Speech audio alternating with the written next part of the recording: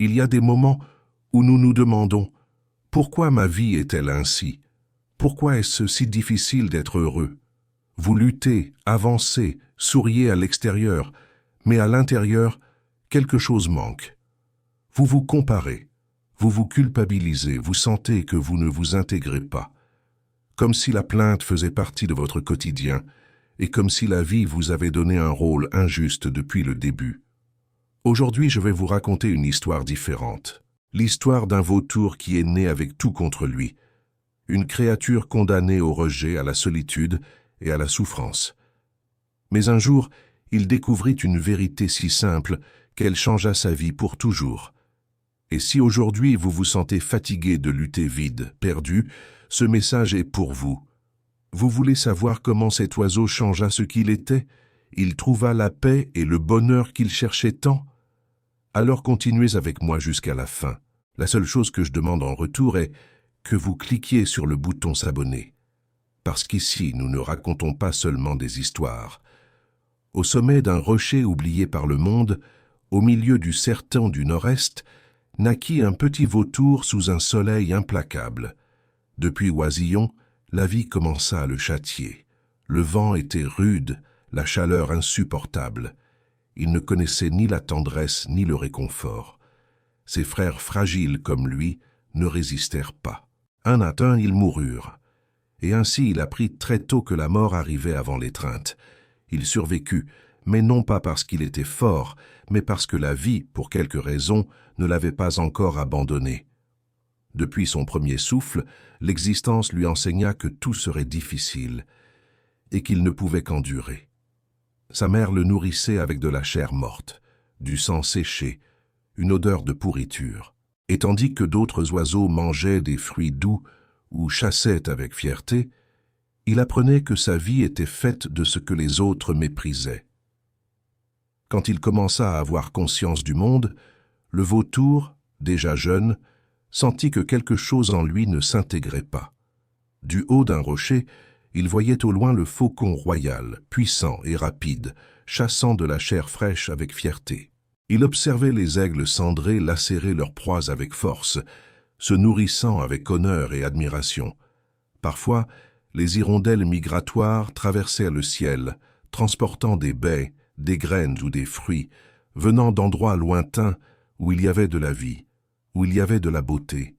Lui, en contraste, n'avait devant lui que des carcasses sèches, des restes pourris, des os brisés sous le soleil.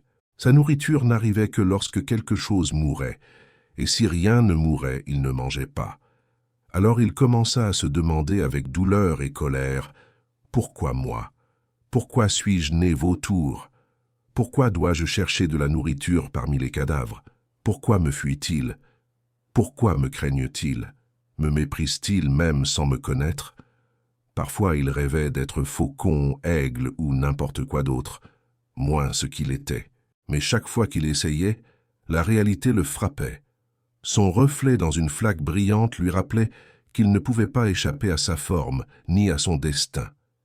Et dans ce coin solitaire du sertan, son cœur commença à se remplir de quelque chose de plus dangereux que la faim et manger des déchets. Il se remplit de ressentiment, de plaintes et de malheur avec lui-même et avec le destin. Il sentait que la vie l'avait maudit. Le temps passa et le vautour était déjà adulte. Il s'était éloigné de cet endroit qui l'avait vu naître. Il n'avait plus besoin de personne pour survivre. Il savait chercher, savait résister, avait appris à lire le sertan, à sentir l'odeur de la mort de loin. Il devint un spécialiste de quelque chose qu'il n'avait jamais choisi. La charogne, les os secs, la chair pourrie, les peaux au soleil.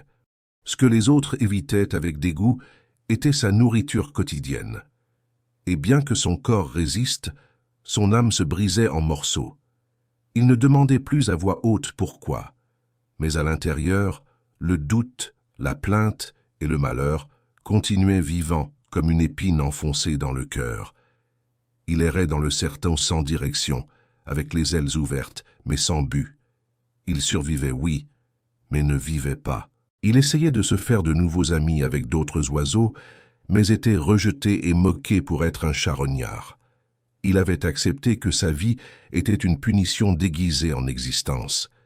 Il pensait que peut-être Dieu l'avait oublié, ou pire encore, que Dieu l'avait créé seulement pour souffrir. Une certaine nuit, sous les étoiles glacées du serton, il se coucha dans le sable et murmura au vent « Si c'est la vie qui m'est échue, à quoi bon résister ?» Un jour, le soleil brûlait plus fort que jamais. Il était depuis plusieurs jours sans manger. Ses ailes semblaient lourdes, ses plumes rudes, opaques et cassées. Mais ce qui l'affaiblissait le plus n'était pas la faim, c'était cette tristesse profonde de malheur, la sensation de n'appartenir à aucun endroit. Au loin, il aperçut un mouvement. C'était un jaguar sournois, à l'affût d'un capybara imprudent. Le vautour se posa sur un rocher et attendit. Il savait ce qui viendrait et pensa « Si j'ai de la chance, je pourrais manger de la chair fraîche pour une fois dans ma vie. » Le rugissement rompit le silence. Le jaguar attaqua avec fureur. Le capybara tomba. Le vautour attendit patiemment. Son cœur battait avec anxiété. Mais quand il tenta de s'approcher, le jaguar le vit et se moqua. « Hors d'ici, parasite, ce n'est pas pour ceux qui attendent que les autres tuent. » Et d'un coup de patte, il le jeta au sol. Le vautour, blessé plus dans l'orgueil que dans le corps, observa seulement de loin tandis que le jaguar dévorait tout, jusqu'à ce qu'il ne reste que des os et de la peau. Il se traîna jusqu'au reste, mais quelque chose en lui était brisé. Il n'avait même pas la force de mâcher la peau. Il la regarda et la laissa là. Il marcha lentement jusqu'à une petite flaque d'eau boueuse. Il se pencha pour boire, mais s'arrêta. Dans le reflet, il vit ses yeux enfoncés, ses plumes usées, sa silhouette courbée. « Regarde-toi, » murmura-t-il d'une voix tremblante. « Tu es une honte. Personne ne te respecte, personne ne t'attend. Tu es ce qui reste, ce qui gêne. » Une erreur de la création. Il ferma les yeux et pour la première fois, il sentit qu'il ne voulait plus continuer. Dans ce silence brisé par des pensées sombres, il entendit le battement d'ailes doux de quelque chose de différent. Un geai bleu, voyageur, descendit sur la branche d'un arbre sec qui était à côté de la flaque. Le vautour le regarda avec surprise. Le geai s'arrêta et l'observa avec tendresse. « Ami vautour, tu vas bien ?» Le vautour ne répondit pas, baissa seulement la tête. « Qu'est-ce qu'il y a ?» demanda le geai à nouveau avec douceur. Le vautour leva le regard et d'une voix presque sans vie murmura « Je suis fatigué, fatigué de vivre des restes, d'être vu comme la chose la plus basse. Je n'ai jamais demandé à être vautour, mais c'est ainsi que je suis né.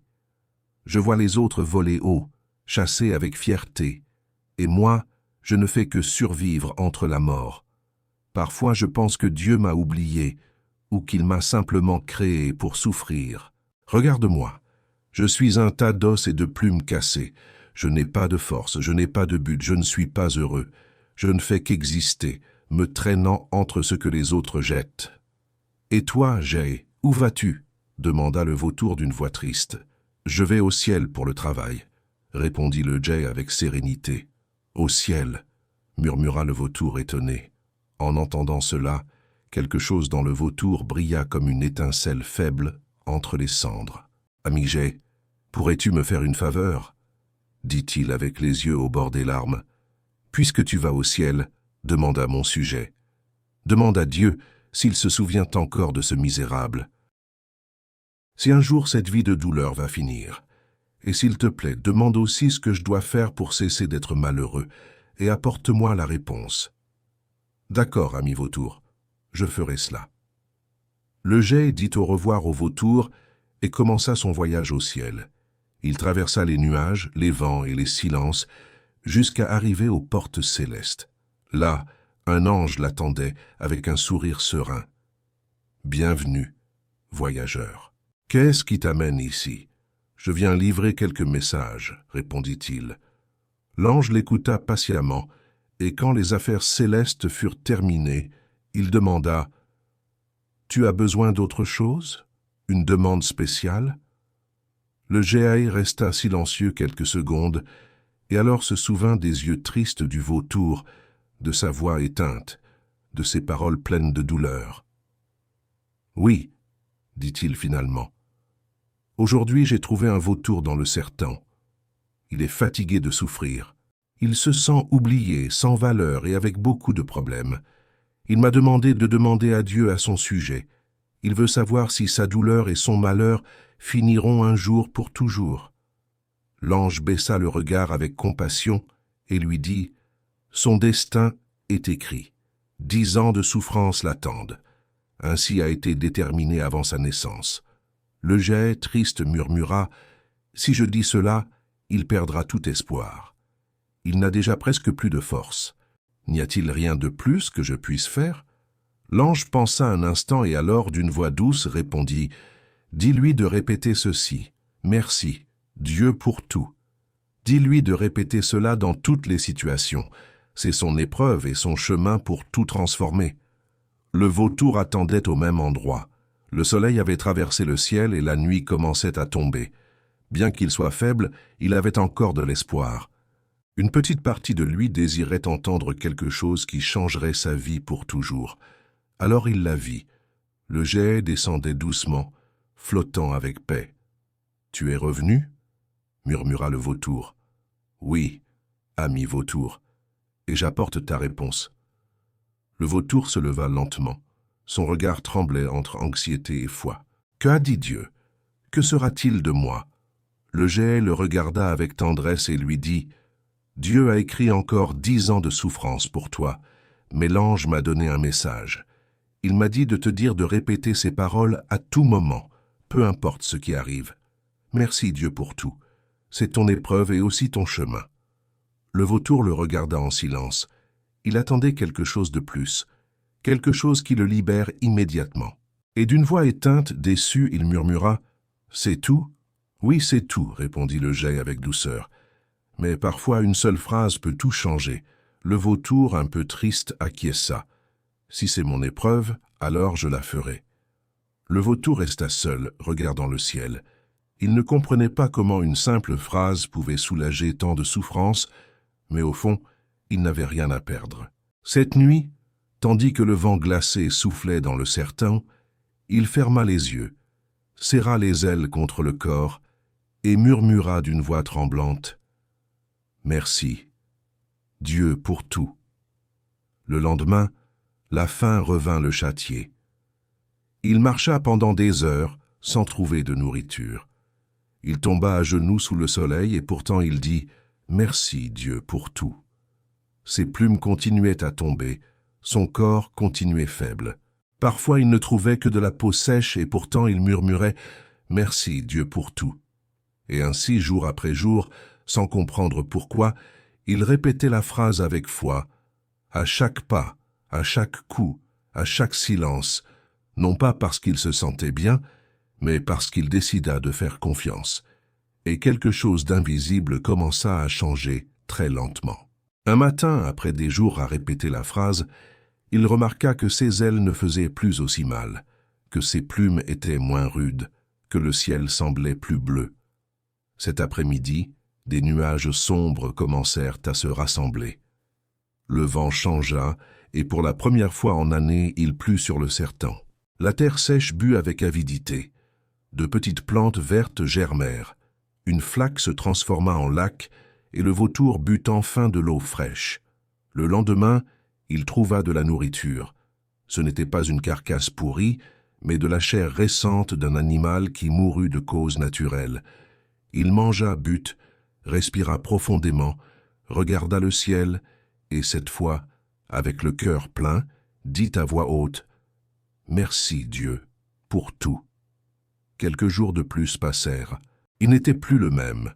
Son corps était encore celui d'un vautour, mais son âme n'était plus la même qui traînait la honte. Maintenant il volait sans poids, non pas parce que le monde avait changé, mais parce que son cœur avait changé. Il arrêta de se plaindre de sa situation et à la place, apprit à accepter les difficultés et à agir avec sagesse et calme face à elles. Il se rendit compte que lutter contre ce qu'il ne pouvait pas changer ne faisait que le rendre plus malheureux, et il se concentra sur ce qu'il pouvait changer. Chaque aube était accueillie avec gratitude.